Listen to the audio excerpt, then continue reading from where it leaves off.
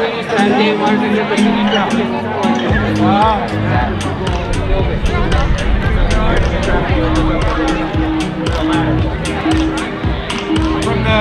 From the front trunk room or from the back? From the front trunk room, the one that's up by the apartment. And then if you go through that... You go through that about halfway, and then there's a small little ladder.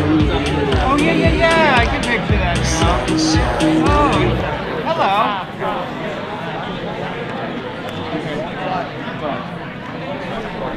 Yeah. That's very long. You may go straight to Al. Go ahead and go straight to Al. You may not be nice either yet. But I would say do that. Keep Al and I'll let Awesome. Good idea.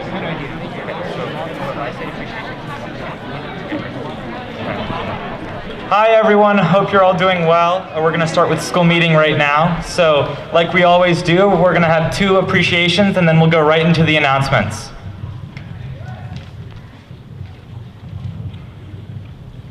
Josh. I want to give a huge shout out to Laura. We had to kind of speed up or expedite our process for getting colors, and she played a big role in getting us those colors. Reached out to him like Sunday night at the hopes of getting colors by Friday, and we ended up switching to Thursday, and he ended up getting all those colors in time. So big shout out to him. Thank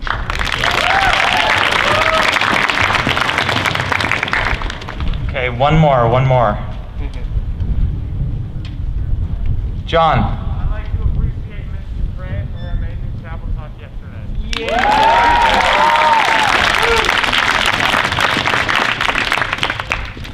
Mr. Robinson has an announcement. So I have a little bit of a longer announcement, so I hope you bear with me. I promise to keep it probably 4 to 5 minutes the max. One of the things I love to do is read obituaries. It's one of my favorite things to do because it will give you the biography of a human being in a very short snippet. It's like the original sort of social media for someone's life, I suppose. And this particular obituary actually crossed my desk today, and I just wanted to share. I sort of cut it down a little bit, but I didn't want to cut it down too much. I just want to read it. This is from a St. Andrews graduate who passed away in March. Captain Asbury Sandy Coward IV, whose career as a naval officer spanned 3 decades and included stints as an aviator, test pilot, and director of candidate guidance at the Naval Academy, where he worked tirelessly recruiting women to Annapolis, died on March 15th of complications from multiple myeloma at his Burlington, North Carolina home. Sandy was the reason I was able to excel at the Naval Academy and beyond, said Amy McGrath, member of the Naval Academy class of 1997 and a Marine fighter pilot who was the first woman to fly a combat mission in the Marine Corps. He dedicated his life to his country and the Navy. He was a champion, gave me confidence, and was an advocate for me. He was like a second father to me. Will Fry, are you here? Will Fry, who's Amy McGrath? She's a Kentuckian. Sandy was born in Green Bay, Wisconsin, and because of his father's work as a career naval officer, he moved frequently. He was a 1960 graduate of St. Andrews School in Middletown, Delaware, where he played football, baseball, and basketball, and entered the academy that year. During his years at Annapolis, he marched in President John F. Kennedy's inauguration and funeral, and cheered Navy's football team to 2 top 10 finishes, 2 Heisman Trophy winners, and 4 winners against Army. In his book, The Nightingale Song, Robert Timberg, a member of the Naval Academy class of 1964, who later became the Baltimore Sun's White House correspondent and deputy bureau chief, wrote that Captain Coward taught the men of the Academy's 7th Company how to dance the Beatles. I love that detail. After graduating in 1964 and being commissioned, Captain Coward entered flight school at Pensacola Naval Air Station, where he earned his wings, and then attended the Navy Test Pilot School at Patuxent Naval Air Station, where he obtained top flight grades and won the Empire Test Pilot Award. As a test pilot, he was qualified on 9 different aircraft. He was then approved to become a jet pilot and was assigned at Attack Squadron 192 known as the, quote, the world famous Golden Dragons. He flew the A-7E and 10 combat missions from the carrier USS Kitty Hawk. He later joined the A-7E Fleet Readiness Squadron, where he served on the advisory panel and consulted on the design and systems engineering for what would become the FA-18 Hornet, and was one of 5 Navy and Marine pilots to fly the YF-17 and FA-18 prototype at Edwards Air Force Base in California. In 1977, he was promoted to commander and was selected to command an aviation squadron, which was a dream come true for him. He returned to the Navy Test Pilot School, where he was executive officer and commanding officer. And in the 1980s, he served a 2-year tour as Air Operations Officer of Carrier Group 4 and spent 104 straight days at sea in the Indian Ocean, negotiating, planning, and directing a NATO exercise. During a subsequent Pentagon tour of duty in the Office of the Secretary of Defense, Captain Coward worked on the development of the F-22 Raptor, and from 87 to 90, he served as an Air Wing commander. As the commander of Carrier Air Wing 17 on the carrier USS Saratoga, he was responsible for more than 2,000 people and 90 aircraft. This was his final assignment as a pilot, and when he returned to the Pentagon, he had completed 5,600 accident-free flight hours in 52 different aircraft and had made 800 landings on 15 aircraft carriers. His final posting was at the Naval Academy. He's had a pretty good life up until this point, like pretty accomplished up until this point. But this was the part that really resonated with me. His final posting was at the Naval Academy, where he was Director of Candidate Guidance and worked tirelessly to recruit, mentor, and sponsor a generation of Navy women, including Lieutenant Colonel McGrath, a 2018 U.S. Senate candidate from Will Fry's home state of Kentucky. He lived in an amazing era, Lieutenant Colonel McGrath said in a telephone interview. It was the time of Vietnam and the Cold War, and the Navy was a male-dominated institution, as was the Naval Academy. Sandy was on the forefront of bringing women to the academy and putting them in combat positions in the 1990s. He was a champion of young women, and he wanted them to succeed at the academy. This was a time when a lot of men weren't so keen on that. He wanted to integrate women into the academy, and he often said, quote, "We need the best. We need the best, and I will mentor them." And I think that may be his greatest legacy. Captain Coward would have mentored Sarah Atwater, who graduated from St. Andrews with Ms. Devine and Ms. Rosnowski in 1999. Sarah attended the Naval Academy and later became an aviator. In 2011, she stood right where I'm standing right now and delivered one of the most stirring and unbelievable commencement speeches I've heard over the years, and you can watch it on the YouTube channel. I'll send the link. From 92 to 2008, Captain Coward and his wife, with whom he was with for 41 years, were Naval Academy sponsors and provided a home away from home for 25 midshipmen, while also delivering subtle lessons on how to be a naval officer and how to be a good person. He enjoyed playing golf, watching sports. He was like a normal person. He was like a real person. He remained an inveterate fan of Academy sports and could often be heard shouting support from the stands. Shortly after moving to North Carolina last year, he was diagnosed with a cancer that claimed his life. Quote, "I was able to speak to him before his death and tell him that I loved him and thanked him for everything he had done for me," Lieutenant Colonel McGrath said. So for me, Captain Coward's life, his story, reminded me of two things this morning that I just wanted to pass along to you. First is that as we sit here on this front lawn, it's just a reminder to me that we walk in the footsteps of giants every single day here at St. Andrews. We're very fortunate to do that, and it's important for us to remember that.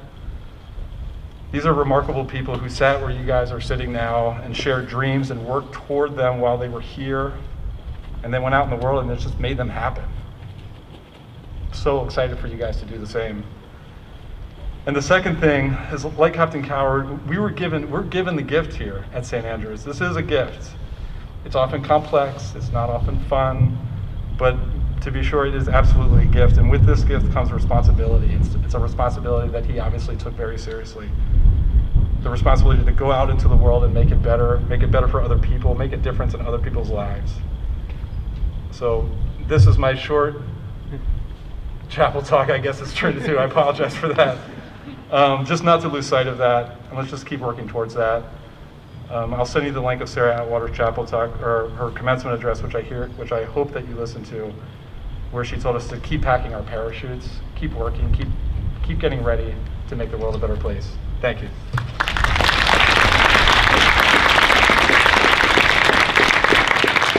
Mr. Finch has a math club announcement.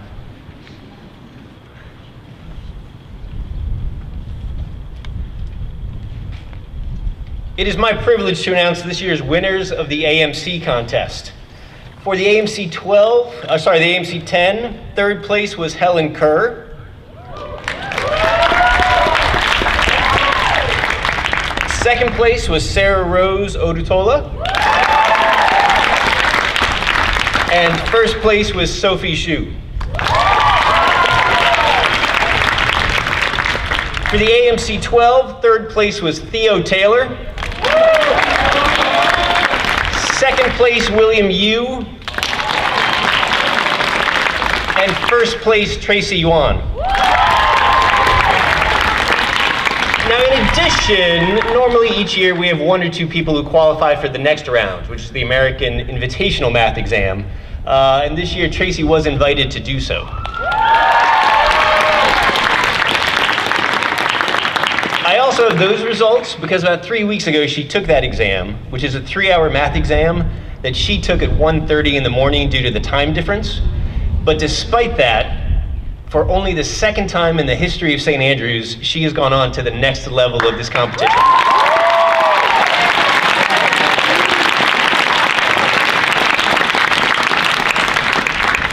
Next week, she will take a 2-day, 12-hour math exam, and if she does well enough, she will get to spend the summer with our good friend Po Shen Lo in Carnegie Mellon as part of the U.S. Math Olympiad team.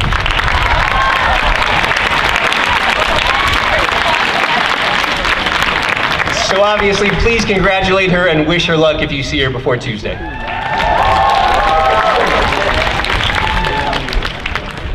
Congratulations, Tracy. The SNN has an announcement.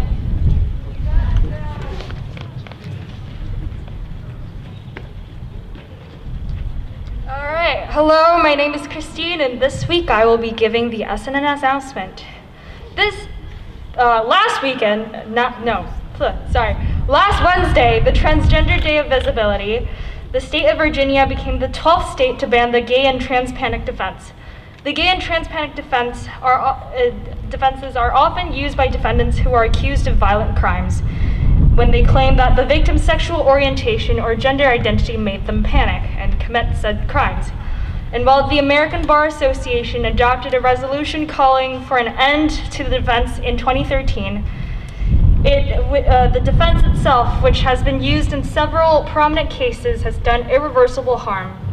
As Virginia's proposal reads, the discovery of perception of or belief about another person's actual or perceived sex, gender identity, or sexual orientation, whether or not accurate, is not a defense to any charge of murder or assault. Secondly, one of the coffee chain's many attempts to go green with its cups is by reducing its waste, such as decreasing the use of plastic straws or increasing the number of reusable cups.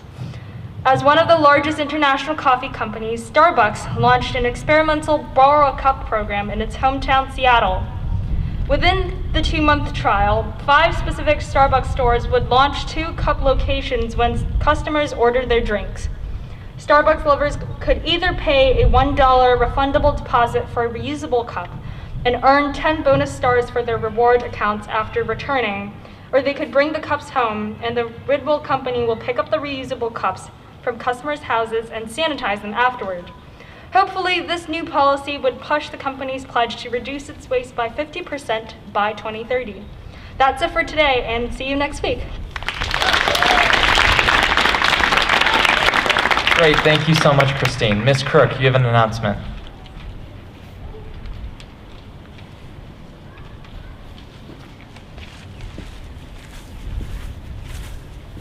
I'm going to try to give it from here, so let's see if I can project loud enough like Miss Taylor does. You can't hear? Okay, I'll come up. Yeah.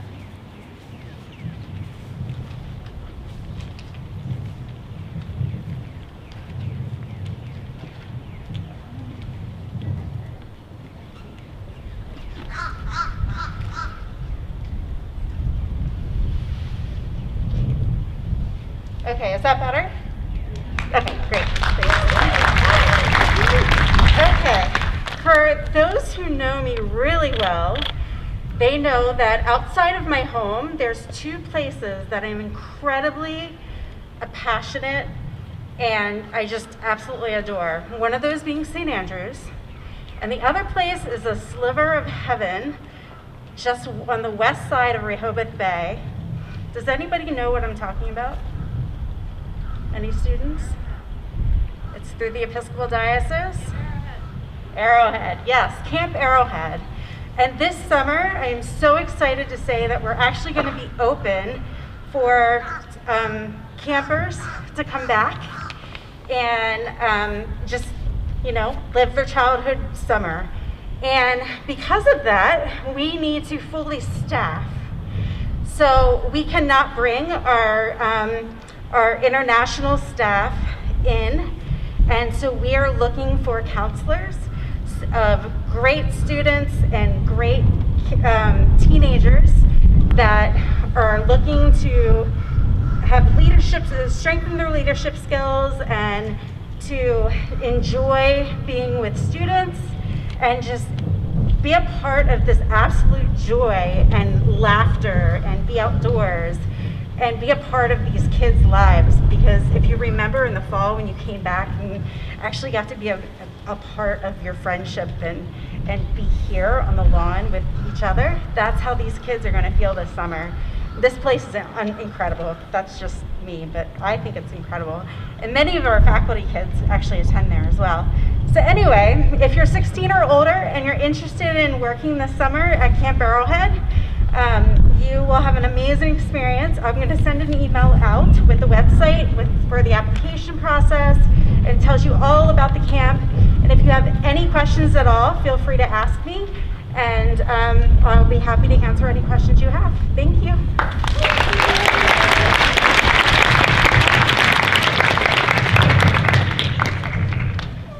Mrs. Hurt has an announcement about course selection for next year. Hey everyone, it's great to see you all on this gorgeous day. My announcement is a quick one for 3rd, 4th, and 5th form students. We would like to invite you to start thinking about next year's courses at St. Andrews. And this weekend, we are going to be starting the course registration process, so that will be opening with two things. One, just the process of you thinking about your course path, talking to teachers, talking to advisors, mulling it over, reading the course descriptions online. And then two, in the next couple of weeks, we would like returning students to go into our system and register for courses. It's not set in stone, but it gives us a look at where the numbers are and how we can plan for a great year next year. We will be putting out this course selection guide. It looks like this. You can find it in some common areas on campus. I haven't decided, but probably main common room. We'll get this out to you. It explains all of our requirements, what your typical course load should be, and all the details are in here. You'll probably have a bunch of questions, and so I just want you to know that Mrs. Tower and I, the academic advisors, the form deans, are all here to answer questions for you. So it's not a rush, it's a process that sort of takes place over a few weeks, and then we follow up in the late spring and summer. But we want to get it started, and so I hope you're excited for that, and come see us with any questions. Thanks, everybody. Mr. Hoops has an announcement. Hello, everyone. So to follow up on Mrs. Hurt's announcement about course registration, the way that you will get in and register your courses is through the student system called Plato. And some of you, especially the older students, may remember that. Some of the younger students may not have seen that yet. It's a simple online portal, and you'll simply be able to log in and then choose your selection of courses. Those of you who did it last year will recognize it's the exact same system we did use last year, and third formers, I promise you, you'll pick it up in about 10 seconds. I will send out an email with the very simple instructions and even a little demo video that honestly explains it all, and you should be fine. Once you get those courses in, that's when Mrs. Hurt and Mrs. Tower and Mrs. Porch will be able to start looking at the numbers and they can reach out to you. And if there's any questions or any tricks or any issues with using that system, certainly let me know and we can take care of them. It's a very low pressure situation. I'm sure you'll get it quickly. On a completely different note, I wanted to announce on behalf of the communications department, the communications team and I have been working on a new, I don't know, it's almost a sort of a publication that we're starting to put out. And it came out at the beginning of this week, and we're going to continue to further it, and that is an actual St. Andrews podcast. And this podcast was done and recorded. We have the first 2 episodes up and ready. You can go on to Apple Podcasts and soon Spotify and Google and sort of those places. It's called The Talk of the T-Doc. And the first 2 episodes were hosted by none other than Mr. Robinson, talking to a couple of sets of students about their experiences here. This is a podcast that is open to the public, and we certainly hope that you all listen to it. You'll learn about your classmates, and the public will sort of have a chance to listen as well. We're hoping to develop this idea so that it can include interesting conversations with faculty and with staff and with students, or maybe pick up on an interesting story here or there, and just sort of keep it as an ongoing thing that's going to be available not only to the students in our community, but also to our wider community, alums and parents who might be interested in listening as well. I like to think of it when we came up with this idea as the type of thing that you might experience when we had pre-pandemic times, when we might have a lot of parents coming to games and concerts and things like that, and if a couple parents hear about a conversation with a student or they talk to each other, and you learn about your community that way. This is a way of sort of extending that, and we hope to continue it. So it's still an idea under development, but I'm really excited to be working with the communications team on rolling this out. So if you want to log on, or if you want to go into, like I said, Apple Podcasts and soon Spotify and some others, you can certainly see the first 2 episodes. If you have any questions or thoughts, certainly please come and talk to me or Mrs. Story. Thank you.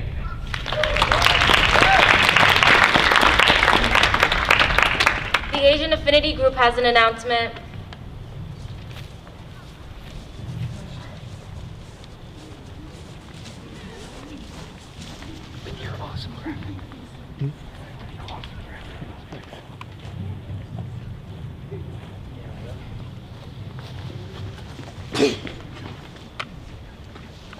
Okay, hey guys, I'm Lois. I'm William. And we're the co-heads of Asian Affinity. So a few days ago I sent out a form for our first in-person meeting. It's going to be a cup noodle function, and I just wanted to say that the form will be closing tonight at 10 p.m. So make sure to have all of your responses done by then and what time you want to be meeting. And we'll also be... You want to say something? Okay. So we'll also be eating noodles and going over an article regarding recent attacks against Asian Americans in Atlanta. So please look out for an email regarding that article, since we'll be talking about that on next week. And Yeah, look forward to seeing you all. Thank you so much. Ms. Ross, do you have an announcement?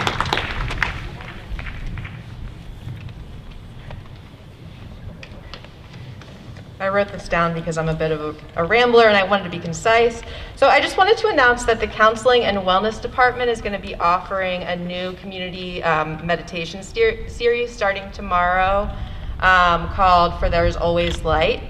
I'll be sending out a new video every morning for 14 days with a short meditation led by Philadelphia-based yoga and meditation teacher Maura Manzo. This series was crafted especially for our community, and throughout it we'll use Amanda Gorman's poem, The Hill We Climb, as a tool for self-reflection, accountability, and inquiry. If your answer would be yes, if I asked you, would you like to feel more balanced? Would you like to find ways to build happiness and resilience? Would you like to feel more at ease? I challenge you to try the whole 14 days or drop into whatever days that work for you. And then notice how you feel, discuss with a friend who's also participating, ask a faculty member because they'll be invited to participate too. And you can expect the first email and video tomorrow morning, so I hope that you will participate. Thanks. Thank you, Ms. Ross. Next, the math department has an announcement.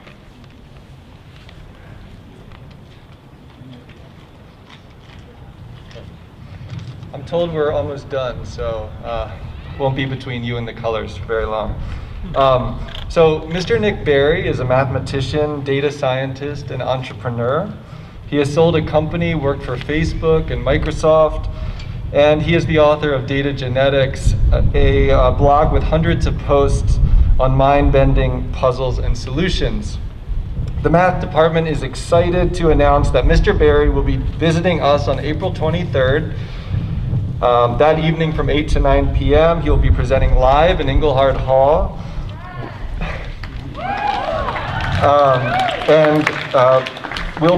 He says that he'll be looking at a selection of classic card and board games and show how mathematics can be used to learn things such as how long a typical game should take and the optimal strategies you should use to improve your chances of winning.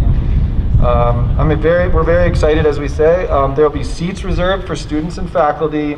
As the date nears, look out for an email to sign up for a chance to attend the live presentation. Sounds so much fun. Okay, and seniors, we have our next seniors transition discussion tomorrow at 2 in Engelhard with Mr. Roach, so get excited and we'll see you there.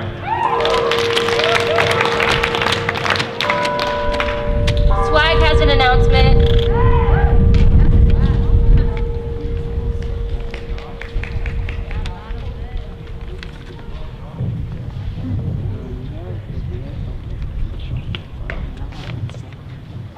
Okay. Swag will be starting some friendly competition between the entire school. So we're here to tell you a little bit about how it's going to work. Yeah, so basically each grade is going to be a team, and throughout the rest of the school year we're going to be having tournaments, competitions, and based off of your placings in each tournament, your grade will get points. And then at the end of the school year, whichever grade has the most points will be getting some form of a prize, whether that means like food or dress down days, things like that. Yeah, big party for your grade if you win. It's kind of modeled off like the Harry Potter house system, if you know what that is.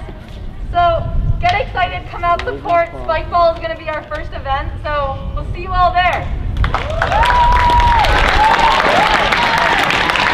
Okay, so now I think this is the time we've all been waiting for. We're going to start our Holi celebration. It's a beautiful day, and I couldn't imagine being with anyone else except you all, so let's have a great day.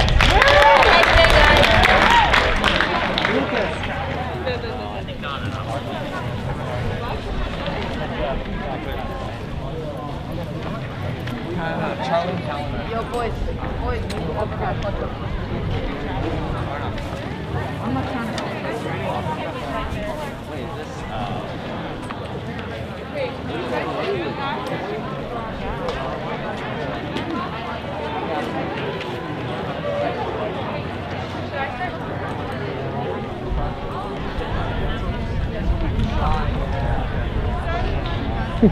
Hi everyone, so welcome to our 2021 Holi Chapel. We're really excited you could all be here. We're going to start off with a few talks, and first we'll be hearing from Pearl.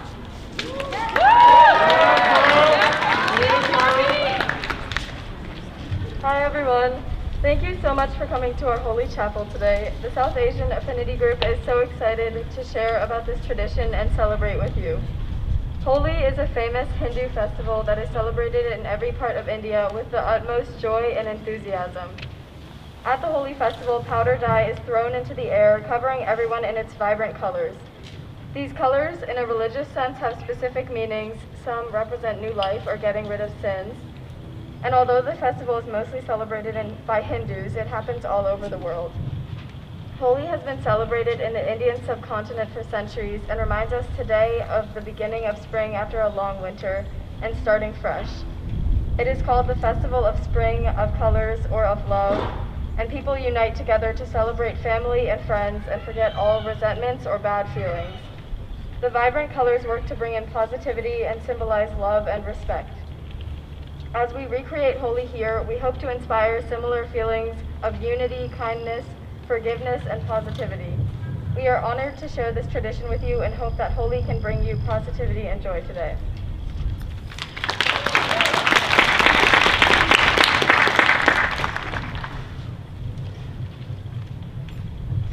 This is a Hindu prayer called Let Us Be United. Let us be united, let us speak in harmony, let our minds apprehend alike, common be our prayer, Common be the end of our assembly. Common be our resolution. Common be our deliberations. Alike be our feelings. Unified be our hearts. Common be our intentions. Perfect be our unity.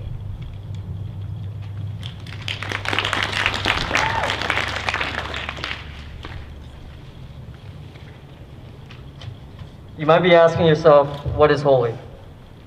Holi is a festival that marks the end of winter and the arrival of spring, and is also widely known as the Festival of Color.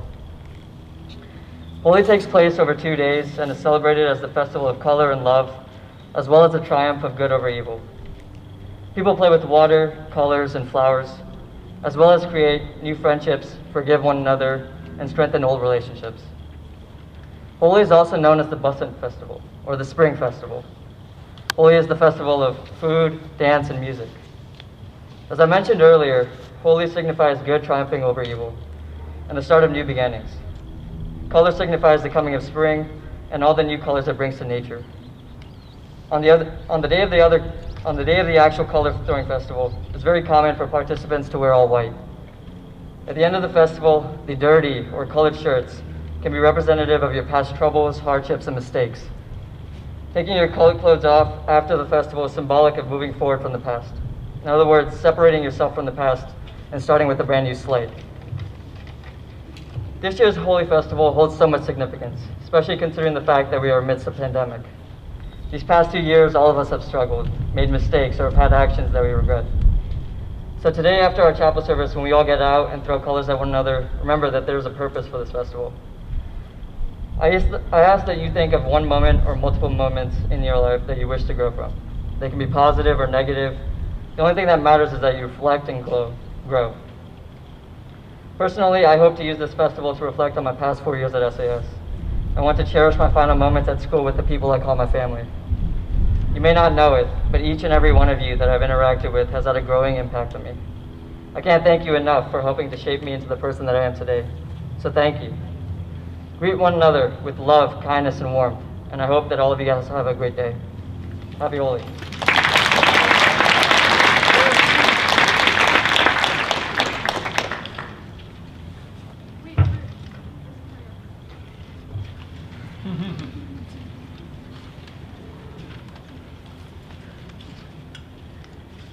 A Hindu peace prayer. I desire neither earthly kingdom nor even freedom from birth and death. I desire only the deliverance from grief of all those afflicted by misery. O Lord, lead us from the unreal to the real, from darkness to light, from death to immortality. May there be peace in celestial regions. May there be peace on earth. May the waters be appeasing. May herbs be wholesome, and may trees and plants bring peace to all. May all beneficent beings bring peace to us. May our wisdom spread peace all through the world. May all things be a source of peace to all and to me. Om Shanti, Shanti, Shanti.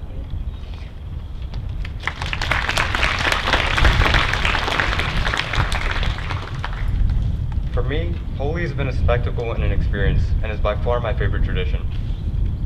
Although I didn't really celebrate Holi while living in California, I was truly able to experience the celebration after moving to India, and some of my fondest memories of India have been during the Festival of Colors.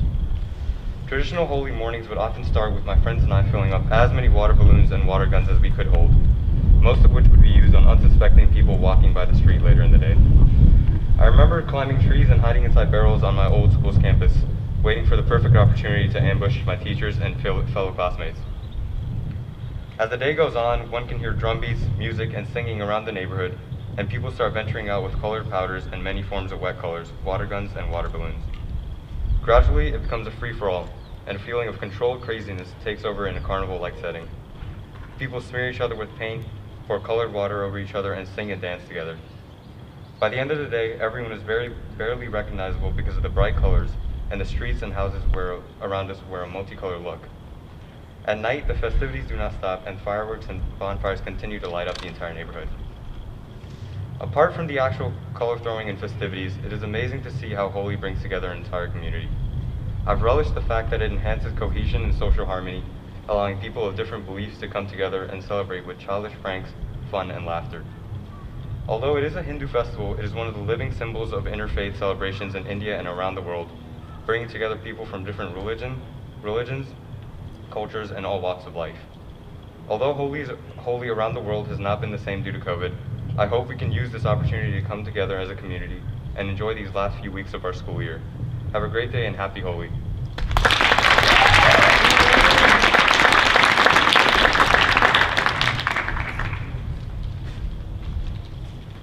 Thank you, Pearl, Yash, and Arush for your great speeches. So now it's the moment we've all been waiting for.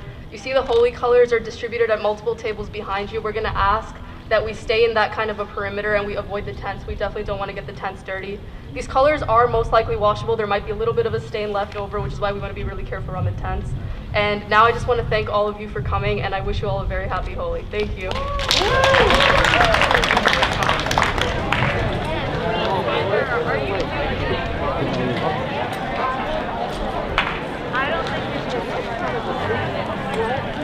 Are you gonna get them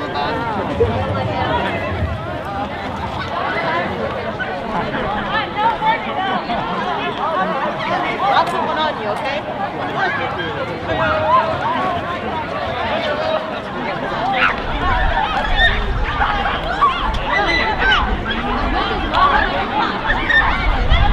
Yeah, it's fine.